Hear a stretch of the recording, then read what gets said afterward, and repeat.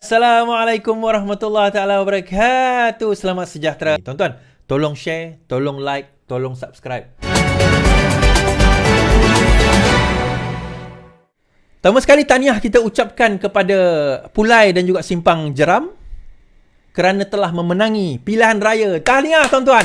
2-0. Nampaknya gelombang hijau tidak sampai di negeri selatan. Tidak sampai di negeri selatan. Dan kita baca Guan Eng ingatkan PN, PH masih mendahului undi popular dalam PRN. Pengerusi EAP Kebangsaan, Lim Guan Eng mengingatkan Perikatan Nasional bahawa gabungan PH dan BN masih memperolehi undi popular dalam 6 pilihan raya negeri bulan lepas. Saya nak ingatkan PN bahawa mereka pernah sebut PRM negeri adalah referendum rakyat terhadap pimpinan Perdana Menteri.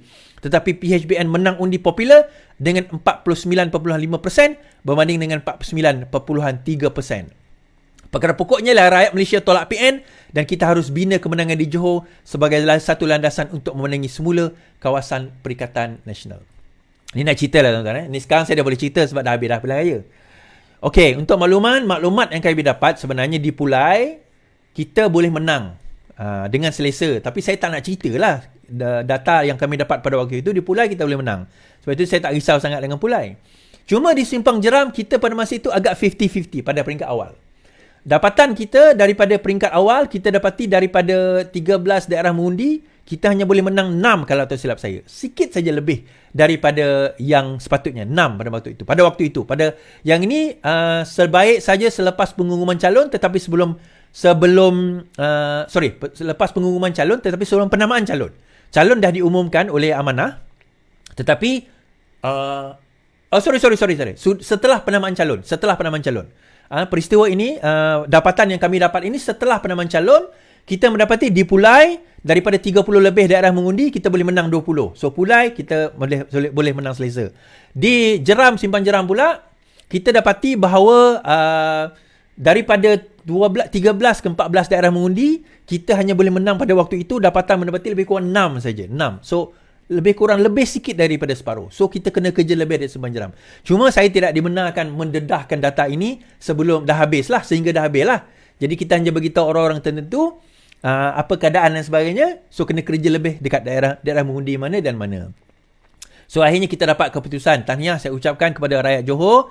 Terima tahniah kepada bangsa Johor kerana menolak politik kebencian. Saya sebut tadi tuan-tuan. Kalau boleh tuan-tuan, kita nak pastikan bahawa kerajaan kita ni sentiasa di stabil. Boleh tak tuan-tuan, kalau ada buat video dan sebagainya, buat video TikTok, tag saya, tag Perdana Menteri, tag PMX, hashtag tolak politik kebencian, hashtag tolak VPN. Boleh tak kita hashtag tuan-tuan, tolak VPN, hashtag tolak VPN. VPN tu apa is? Virus Perikatan Nasional, hashtag tolak VPN. Okey, kita buat video.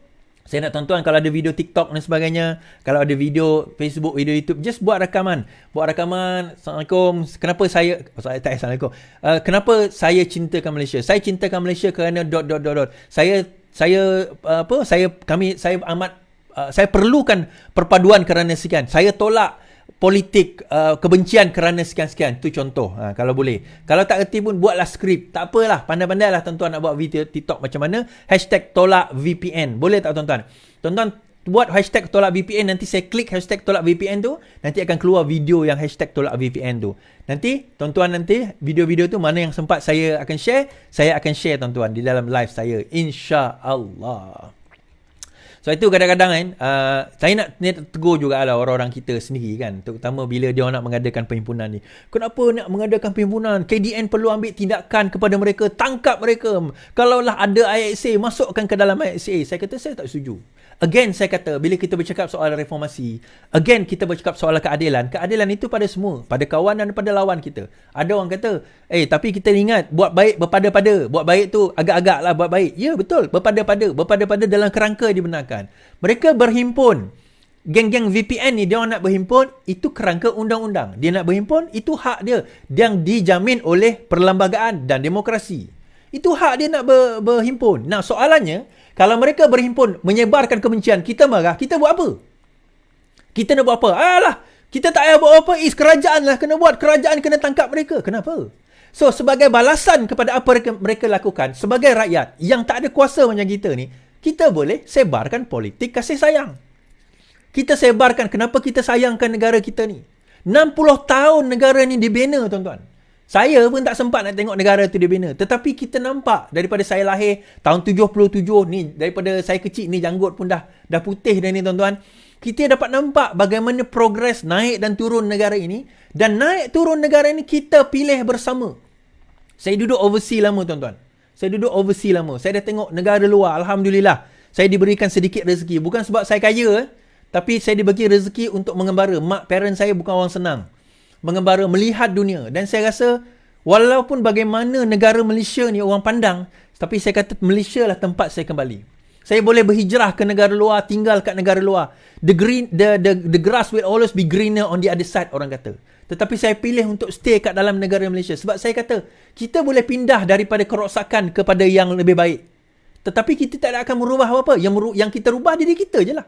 Tapi orang lain bagaimana? So kita akan jadi selfish. Bukan saya nak marah orang yang nak berhijrah tu. Teruskanlah, siapa yang nak berhijrah saya tak alang.